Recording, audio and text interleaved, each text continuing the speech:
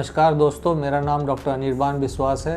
दोस्तों, आज मैं आपको जिस विषय में जानकारी देने वाला हूं वो है यूरिन इन्फेक्शन, जिसे हम इंग्लिश में यूटीआई भी कहते हैं। यूटीआई होता क्या है? जनरली यूरिन इन्फेक्शन उस बीमारी को कहते हैं जिसमें हमारी पेशाब की रास्ते में या हमारे पेशाब की थैली में या हमारे किडनी में, इनमें से किसी भी अंग में अगर इन्फेक्शन हो जाए तो उसे हम यूटीआई कहते हैं। इसके मुख्यतः दो प्रकार होते हैं, एक होता है बैक्टीरियल और दूसरा होता है फंगल। फंगल इन्फेक्शन बहुत कॉमन है, जैसे पेशेंट कोई डायबिटिक पेशेंट हो उनमें फंगल इन्फेक्शन काफ़ी कॉमन है। और बैक्टीरियल इन्फेक्शन जिसकी इम्यूनिटी कम हो किसी भी वजह से उनको हो सकता है। किडनी स्टोन्स एक मुख्य वजह है यूरिन इन्फेक्शन होने का, और कुछ दवाइयों से भी यूरिन इन्फेक्शन हो सकता है। इसके होने के कारण मुख्यतः या तो हमारा हाइजीन, या जिसे हम अपना पर्सनल प्राइवेट पार्ट्स का देखभाल कहते हैं, जैसे नहाना धोना साफ़ सफाई रखना, इसमें कमी हो, हम पानी वगैरह कम पीते हों, इसकी वजह से हो सकता है। कोई हमें और बीमारी हो जैसे डायबिटीज़ या उच्च रक्तचाप, जिससे हम अच्छे से कंट्रोल या नियंत्रित नहीं कर पा रहे हों, इसकी वजह से हो सकता है। चौथे नंबर पे आता है हमें कोई किडनी में स्टोन हो जिसकी वजह से पेशाब अच्छे से बाहर नहीं निकल पा रहा हो, या हमारे ब्लैडर में जो पेशाब की थैली है उसके अंदर स्टोन हो, उसके वजह से भी हो सकता है। पाँचवें नंबर पे हमारा जो मेन कारण होता है कि वो सेक्सुअल इंटरकोर्स, या जिसे हम सेक्सुअली ट्रांसमिटेड डिजीज़ कहते हैं, जब हम किसी दूसरे पार्टनर के साथ शारीरिक संबंध बनाते हैं और हम अनप्रोटेक्टेड सेक्स करते हैं, जिसकी वजह से एक आदमी से दूसरे आदमी औरत से दूसरे में ये बीमारी हो सकती है। इसके सिम्टम्स या लक्षण क्या होते हैं? सबसे पहला लक्षण जो है वो बुखार है। बुखार ठंड दे के भी आ सकता है, और अधिकतर लोगों को ये ठंड दे के बुखार आता है और टेम्परेचर काफ़ी हाई रहता है। इसके अलावा पेशाब में जलन, ये काफ़ी कॉमन है, आम है, और कभी कभी हमारे पेट के निचले हिस्से में काफ़ी तेज़ दर्द हो सकता है। ये तीनों इसके लक्षण हैं।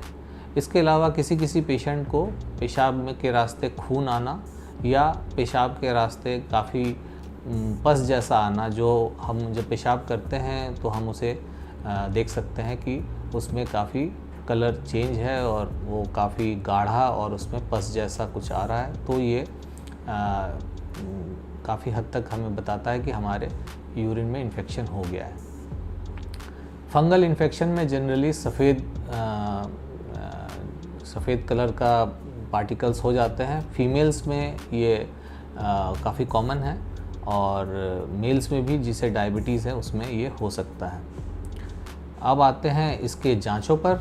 तो इसमें मुख्यतः हम दो तरह की जांच करते हैं। पहला जांच है यूरिन रूटीन, जिसे हम पेशाब की जांच कहते हैं, और पेशाब की जांच में हम उसे परीक्षण करते हैं माइक्रोस्कोप के नीचे और देखते हैं कि कौन से टाइप की कीटाणु इसमें पनप रहे हैं। इसी का एक और पार्ट है जिसे हम यूरिन कल्चर कहते हैं। उसमें हम पेशाब की जांच करते हैं और उसे अलग अलग तरह से जांच करते हैं कि कौन से कीटाणु हैं और वो किस एंटीबायोटिक से वो प्रभावित होते हैं या मरते हैं। तो इसकी रिपोर्ट जनरली 2 से 3 दिन के बाद आती है, और पेशाब की रूटीन जांच वो उसी दिन आपको मिल जाती है। अगर कोई ज़्यादा सीरियस हो तो हम कभी कभी यूरिन का यूट्रोस्कोपी बोलते हैं, वो एक जांच कराते हैं, या अल्ट्रासाउंड भी करा सकते हैं किडनी और ब्लैडर का, जिससे हमें कई बार स्टोन वगैरह का पता चल जाता है। अधिकतर केसेस में इन सब से अगर कोई जानकारी हासिल नहीं होती तो हमें कभी कभी सीटी स्कैन की भी ज़रूरत पड़ती है। अब आते हैं इसके निदान पर। तो इसके लिए अगर आपको यूटीआई हो जाए या पेशाब के रास्ते इन्फेक्शन हो जाए तो हमें मुख्यतः 2 टाइप की दवाइयाँ हैं। एक है पेन किलर्स, जो हमारी जलन को कम करती है पेशाब के रास्ते की, तो वो आप किसी डॉक्टर से संपर्क कर सकते हैं जो आपको पेन किलर्स और एंटीबायोटिक्स जो उस कीटाणु को मारने में सक्षम हो, उसे कोर्स के तहत दिया जाता है। और ये आप डॉक्टरी सलाह के बगैर न लें, किसी भी अच्छे डॉक्टर से आप मिलें और उनसे संपर्क करें। अब अंत में दोस्तों हम क्रॉनिक यूटीआई या जो बीमारी ठीक नहीं होती है, री इन्फेक्शन के बारे में बात करेंगे। क्रॉनिक यूटीआई हम उसे कहते हैं जब बार बार किसी को यूरिन में इन्फेक्शन हो जाए और या लगातार 3 महीने से ज़्यादा यूरिन में इन्फेक्शन बनी रहे, तो इसे हम रेजिस्टेंट यूटीआई या क्रॉनिक यूटीआई कहते हैं। इसका निदान काफ़ी हद तक मुश्किल होता है।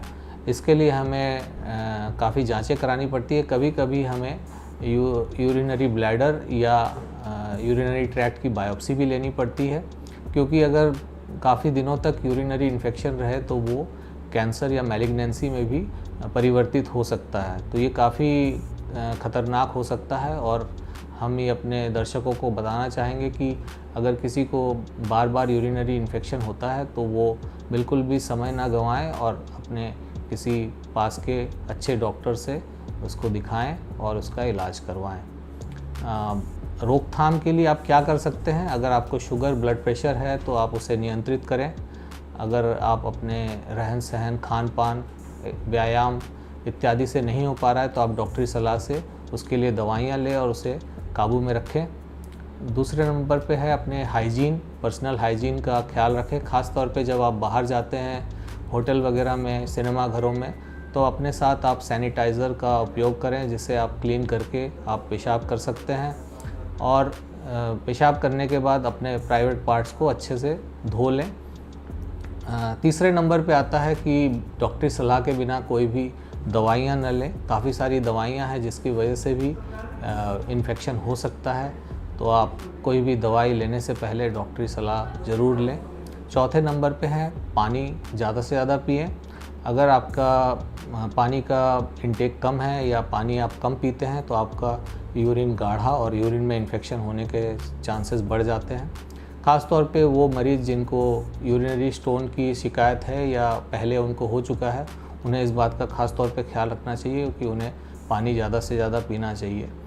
और लास्ट है कि अगर आपको कोई ऐसा यूरिनरी स्टोन वगैरह की शिकायत पहले रह चुकी है तो आप देर न करें और उन्हें डॉक्टरी सलाह से या सर्जरी के द्वारा निकलवाएं।